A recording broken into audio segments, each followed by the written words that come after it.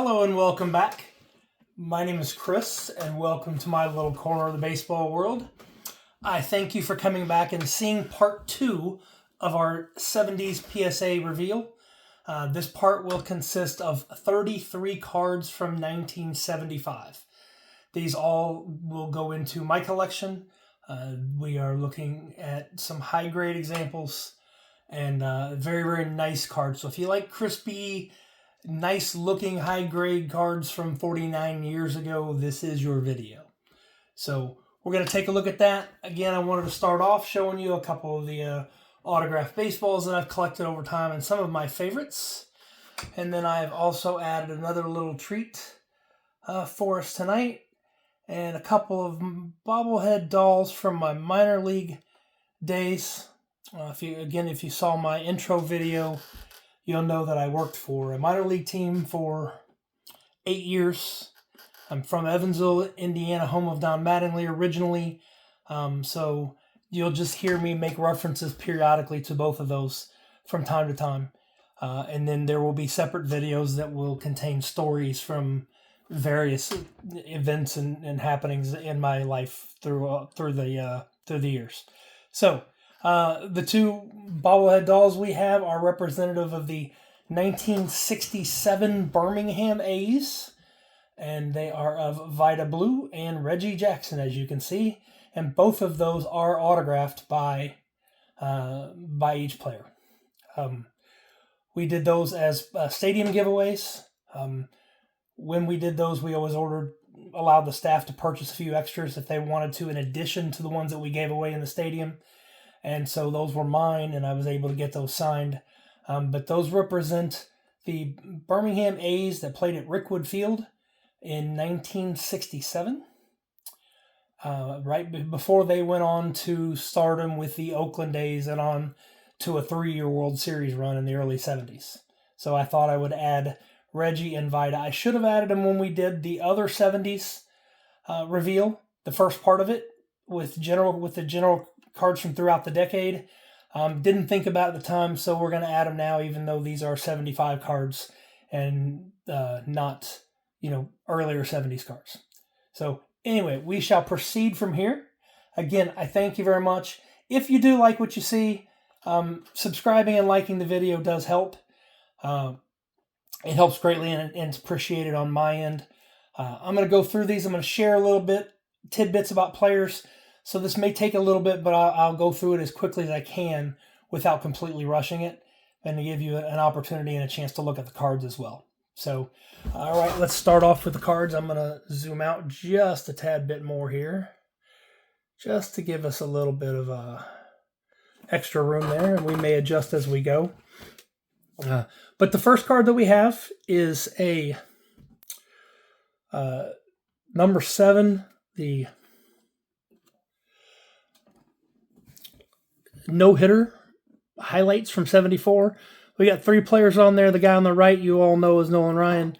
No need to talk about him. Steve Busby and Dick Bosman were the others. Just a quick note on Steve Busby.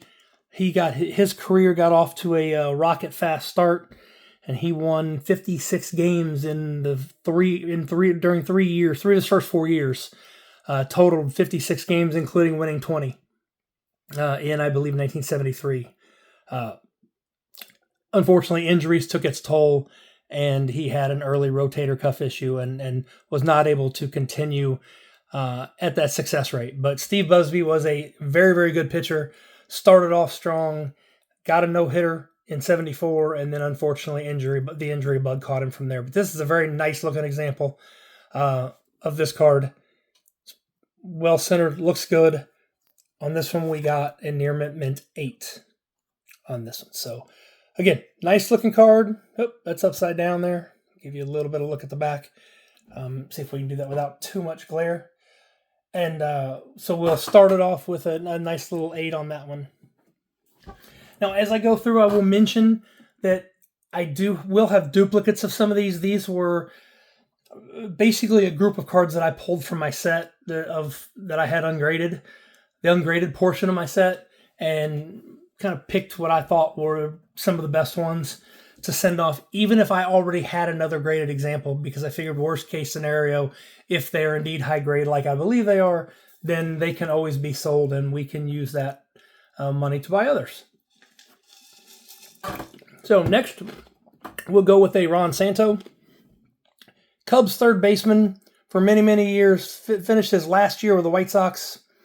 A very nice looking card.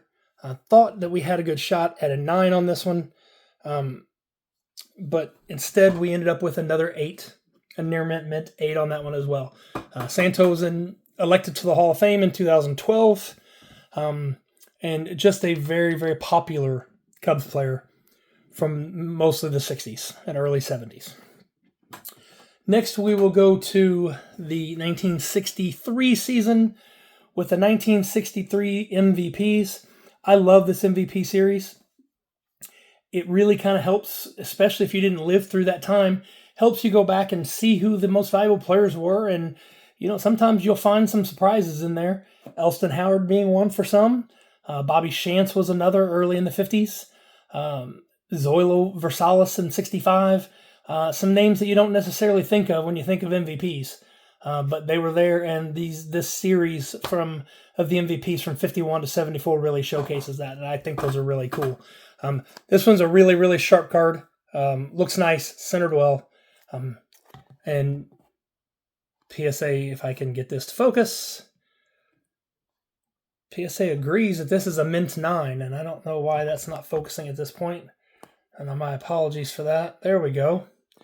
So we got a mint 9 on that one. But again, sharp looking card, MVP series, and that is a double for me. Actually, all 3 of these first ones are all doubles, so I will at some point look to sell those and put those in the hands of other 75 collectors or fans of specific teams and players and go from there. Next, we've got the 71 MVP, Vita Blue, and Joe Torre. Joe Torre is much, much more known about his managing career, but Joe Torre was a heck of a player. He was a 9-time All-Star. In 71, he hit .363 with 24 home runs and 137 RBI. Vita Blue the same year was 24-8 with a 1.82 ERA and 301 strikeouts. And a whip under 1, not .952, I believe, was his whip. So lots of strikeouts and not too many walks either. Just a dominant left-hander and an integral part of the A's teams and the World Series championship teams from 72 to 74. So on this one, once again, we'll get to focus in there. We got another mint 9. It's a very, very nice, sharp card. Very, very happy with that result. And so Vita Blue, I'm going to go ahead and actually kind of stick Vita over here with his bobblehead so that we can kind of put those together and let those hang out together. Just so you know that when we did those bobblehead dolls, we used pictures of them from the early times and the times when they played in the minor leagues. And, the pictures weren't always the best, but we used those photos to create the bobbleheads. So the faces may not look exactly like you're used to seeing them as they got older, but this was the best representation we could do of them at their younger years. And I think we did a pretty nice job with them, especially the Vita looks really, really sharp. But that was one of my projects, is to, one, secure them, secure permissions to do them, create them, work with the factories, provide the pictures, work with the colors, the details on the uniforms, all of that. That was part of my responsibility. So I do have a little bit of pride in those. And we did a nice little series of those over a handful of years, including a nice Willie Mays bobblehead that we'll talk about another time, because that led to me actually spending about 3 days with Willie Mays, and some just really, really great stories and experiences came out of that. So, but we'll talk about that separately. All right, let's move on to this. Otherwise, this is going to take forever. We're going to fly through here. Jeff Burroughs and Steve Garvey. This is one of the very few that did not have a Hall of Fame member as an MVP of one of the 2 years. I think there were 3 of those years in this series. This one also, again, got a mint 9. Again, I chose kind of the best ones. of these, and all of those are very, very sharp. And again, I believe that one is going to be a double as well.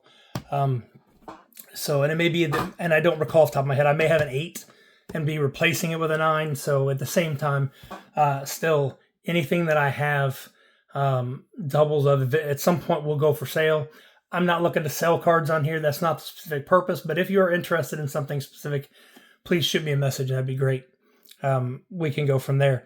Next, we got Angels team card with Dick Williams as a manager. Dick Williams is a Hall of Fame manager. Williams played in the major leagues for 13 or 14 years, mostly as a reserve utility type player, and managed 6 teams in 20 years and 20 seasons in the big leagues. So he lasted a long time, managed 6 different clubs, and won pennants in both the American and National League.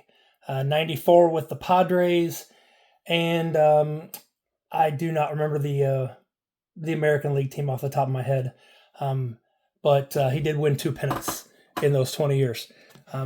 The Angels team card also pulled a Mint 9, really, really sharp card. Was very happy with it. Very looking very forward to submitting that. And because he is a Hall of Fame manager, that does fit into the PSA Hall of Fame registry. So that's going to be a nice addition for that registry for me. Next up is Tony Oliva, elected to the Hall of Fame in 2022. Had about a 15-year career. Let's see if I can get a little bit of focus here. About a 15-year career, all with the Twins. Don't see that too often. Had won 3 batting titles. Heck of a hitter. One of the cool things that I find interesting about him, most of you will know this, but 1963 was his rookie card, and on the rookie card, his name is listed as Pedro Oliva, and therefore sometimes people miss that and don't recognize that it's actually Hall of Famer Tony Oliva on the card. It's one of those 4-player floating head rookie cards. Again, we got a Mint 9, another excellent addition to the Hall of Fame registry. And again, there you can see, if I can get this focused, that Pedro Oliva is his, I guess, given name on that part. But he played for a good long time, all with the Twins. Very, very, very nice hitter. We'll just stick that one up there too, because he deserves his day as well. And that's a beautiful Mint 9 also. All right, next we will go with the Mets team card on this one. Yogi Bear is the manager. I don't think we really need to talk about Yogi Bear as a player too much. Yogi had stints with both the Mets and the Yankees as a manager. Actually, 2 different stints with the Yankees. And just won everywhere he went. He won a couple of pennants. One with the Mets and one with the Yankees. Unfortunately, he didn't win a World Series with either one of those. But still, he played on winning teams and he coached winning teams. And this really, really nice example also nets us a 9. So nice little run of 9s there. Again, was very happy with these grades. There's only one that kind of disappointed me a little bit. We'll talk about that one. But quite frankly, it disappointed me because I missed something that was my own fault. We'll stick up here. Yogi and a 9 also deserves to go up there. So we'll display those. We'll move on here. Next up is Buddy Bell. Buddy Bell was a long-time, very solid player in the big leagues. Let's see if we can get that. Is that focused enough? 3 generations of Bells in the major leagues. His father, Gus Bell, played for Cincinnati. Buddy Bell had a long 15-plus year career. Was a multiple-time All-Star. Just a very, very good player, mostly with the Indians and some with the Reds. His son, David Bell, is the current manager of the Cincinnati Reds and played in the major leagues for a little while. And another son, Mike Bell, got a cup of coffee in the majors. So we got 4 Bell family members and 3 generations all playing in the big leagues. That's pretty cool. On that one here, we'll focus in on that. Another Mint 9. Just a really, really nicely centered, sharp-looking card. I'm very, very happy to have that in my collection. So, all right, moving forward here. Next is arguably, and to be honest, I don't think it's really that big of an argument, the greatest second baseman in Royals history, Frank White. If there was a player that you could call a steady Eddie, I think Frank White was it.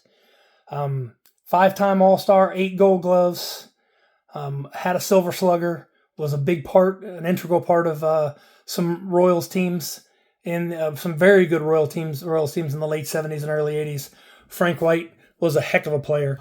And again, we got a 9 on this. Got a nice little run of 9s here with some of these. So Frank White, solid player there.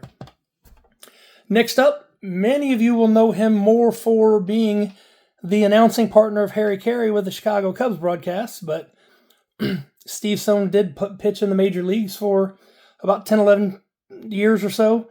Much of that was with Baltimore. In fact, in 1980, he won the Cy Young Award with a 25-7 record and a 3.23 ERA with Baltimore in 1980. But Steve Stone was a solid pitcher with one really, really, really good year. Once again, we are looking at a 9 on Mr. Stone there. So, I grew up watching Cubs games, and I don't know how many games I watched him broadcast along with Harry Carey in the 80s. So, very, very familiar voice to me. Next, we got a Padres team card. John McNamara was the manager of that Padres team there. McNamara was a solid manager. He's best known for being the Red Sox 86 manager, who unfortunately fell one game short to the Mets in the 86 World Series. With that, we got an 8. So a near mint 8 on this one. Still a very nice looking card. There's really not a whole lot of difference in those team cards between the 8s and the 9s. Very, very minor details and difference. Next we have the Brewers team card. At some point I'd like to have, one of my goals is I don't know that I'm ever going to have the whole 1975 set graded. However, I am trying to get all the Hall of Fame players, all the Reds, trying to catch most of these subsets. I do already have the full MVP series graded. And so, that's my goal. And a secondary goal would be to actually have all team cards graded. I'm probably only about halfway there, maybe a little more than halfway. But I think that would be a nice addition to this set. Del Crandle was the manager for the Brewers. Crandle played in the major leagues for 16 years. 13 of those were with the Braves. And one juicy little tidbit that I found is in 1949, on his way up to the major leagues, Del Crandle played for the Evansville Braves, which is where I'm from, and would have played in Bosse Field, which is the ballpark that I played many of my high school and college games in, and is the 4th oldest ballpark in the country, just behind Wrigley and Fenway. And the oldest ballpark in the country is Rickwood Field here in Birmingham area, which is just a awesome facility. So anyway, Del Crandle, 49, Evansville. Thought that was kind of cool. And this one also got us an 8 here. So we got 2 8s and 2 9s on the 4 team cards that we put through. Thought that was a pretty good success there. So we'll go to the next stack here, and we'll move through this here fairly quickly. Next is going to be a series of Reds. Again, trying to complete the full red set. Some of these are duplicates. I don't have a whole lot of patience, so sometimes even if I have a very, very good condition ungraded card, if I'm not ready to send cards off for grading for whatever reason, and I see an 8, for example, or a 9 at a reasonable cost, I'll go ahead and buy the thing and take my chances that I can double up when I grade cards, or worst case scenario, it's insurance in case I don't get the grade that I want when I do have the cards graded. So I do have doubles of several of these as well. One being Jack Billingham. Jack was one of the main parts of the Reds teams in the early 70s and the 75 World Championship. He was a starting pitcher, and he had double-digit wins in 10 straight seasons, so he's very consistent. Unfortunately, his career didn't go much longer than maybe 12 years or so we kind of missed out a little bit on any potential Hall of Fame consideration. He would have needed probably another 8 or 10 years of really good numbers. That said, we got a 9. Got a sharp card. It's really well centered. It looks good. I'm very, very happy with that. We'll add that to the Reds collection, Reds set and registry, and go from there. So again, that's one that I do have an extra on. Merv Rettenmund is next. Rettenmund was primarily a backup outfielder for both the Orioles and the Reds in his career. Played in the big leagues for a while, solid player, but he was primarily a backup. Merv gets a 9 as well. So again, another nice addition to the Reds set. Klay Kirby's next. Klay Kirby, solid pitcher for the Reds. Had a fairly short 6, 7, 8 year career in the big leagues, much of it with the Padres. He was on the 75 team, got himself a World Series ring, and was a good quality pitcher for the Reds at that time. Mint 9 on Klay Kirby. I do believe that I have that at an 8 as well. Again, sometimes patience isn't my best virtue, and so I end up buying some of these and doubling up. But that's okay. We'll get some nice cards in some other folks' hands and go from there. The next one is Terry Crowley. Terry Crowley, again, was a primarily backup player, and most of his career was with the Reds and the Orioles. Spent mostly, close to 15 years in the big leagues, so he lasted a long time, was part of the Orioles teams in the early 70s, and then back on the Orioles again, I believe in 1979 against the Pirates in the World Series. But just a good, nice, solid outfielder, primarily a backup in most years. We got a near mint 8 with Terry Crowley on this one. Still, very nice looking card, and one I'm happy to have. Next is a pitcher that only had about a 10-year career in the big leagues. Again, I believe some injuries befell him a little bit. Gary Nolan is very sharp. Card here, really well centered, just colors are bold and gorgeous. This is one that I thought I had maybe had an outside shot at a 10. I'm never going to assume that a 10 is going to happen on cards this old, but we did get a 9 on this. This is a very, very nice looking card, and happy to have it. Gary actually won 15 games for the Reds in both 75 and 76 as a starter. I believe his record was 15-9 both years, with a sub 3.5 ERA.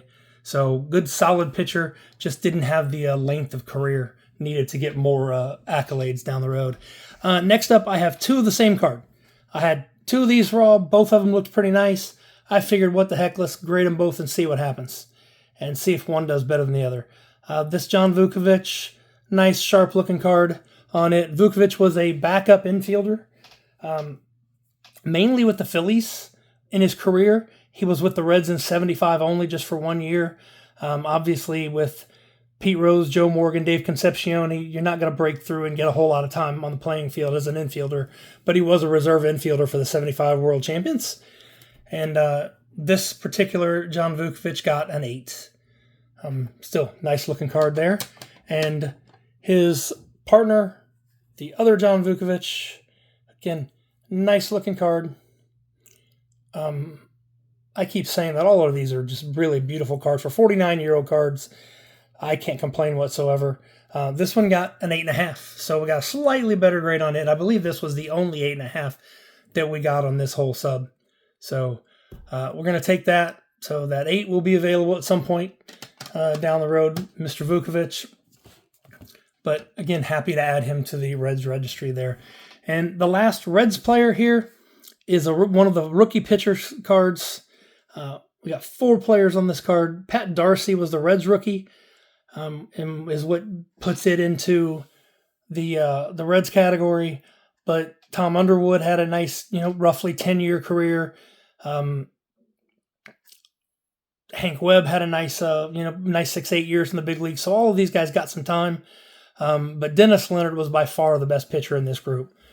Dennis Leonard was a main pitcher for the Royals in the 80s, late 70s, early 80s. Won 144 games, won 20 games twice in the big leagues, and was two different times was top 10 in Cy Young voting. Just a good, very, very solid pitcher who probably doesn't get enough credit, as we kind of forget about guys who didn't play long enough to get to the Hall of Fame level. But a very, very high-quality pitcher was Dennis Leonard. So, all right, we got an 8 on it, another near mint 8. So we'll move on.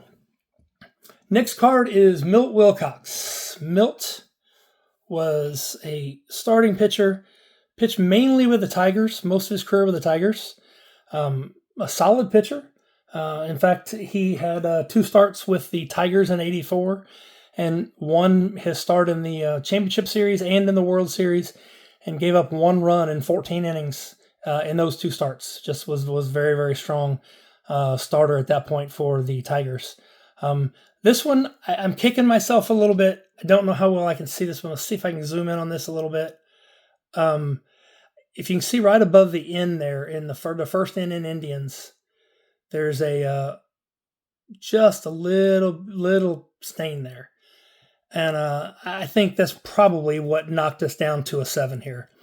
And believe it or not, out of 33 cards, this is the only card that got a 7. Everything else was 8 or above. I know that's a little bit of a spoiler with the cards coming up, but again, overall, I was happy.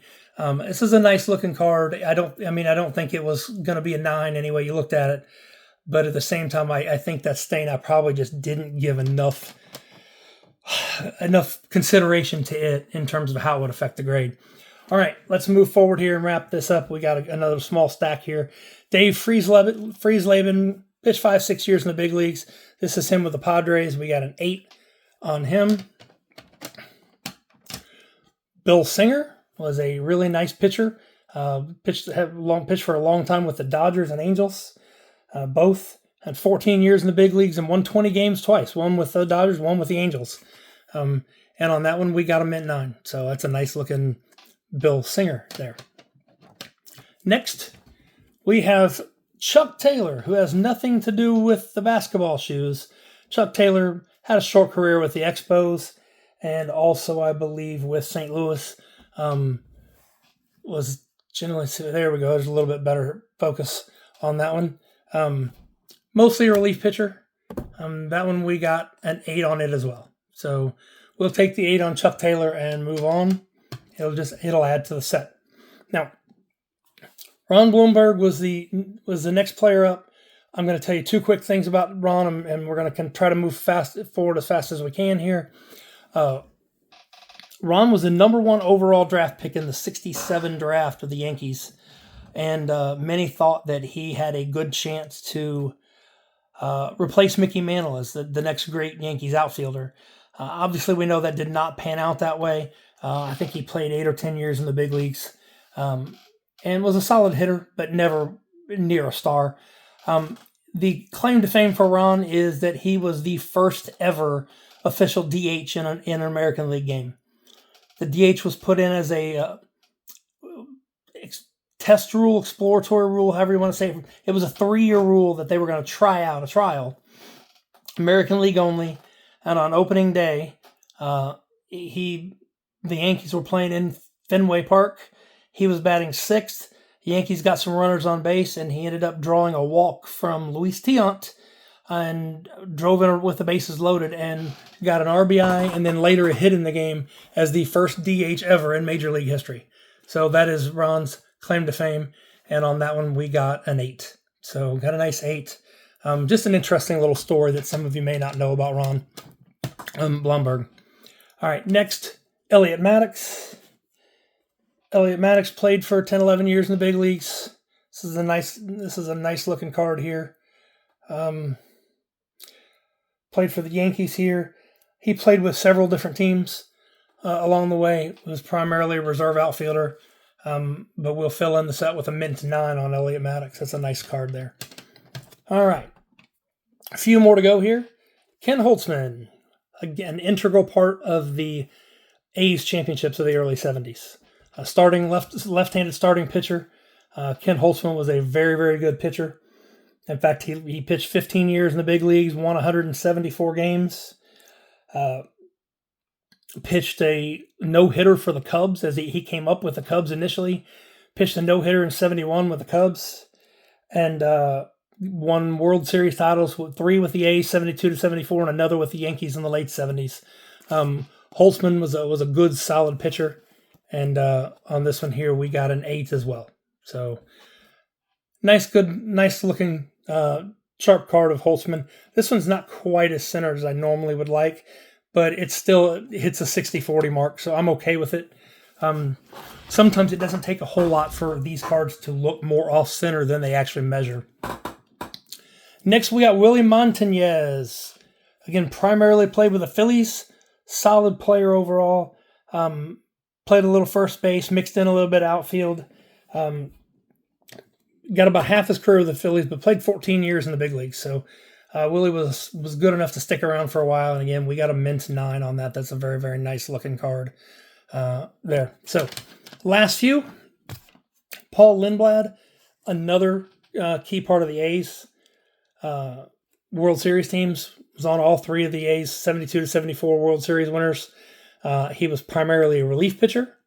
And this one was really, really sharp. I thought actually it was a 9 and maybe even could theoretically get a 10, but obviously I didn't quite have it nailed perfectly because we got an 8 on it. I'm not disappointed in that. I'm just saying that was a really sharp card, and I thought we had a chance at a very, very high grade on that one. Okay, last cards, Bill Sadakas, Yankees.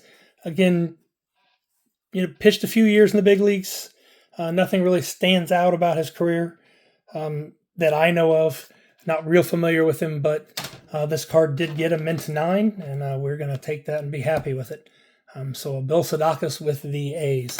And I'm about ready to knock some cards over here, so I'm going to move a stack on the side here so that you don't hear a big crash right as the video is ending.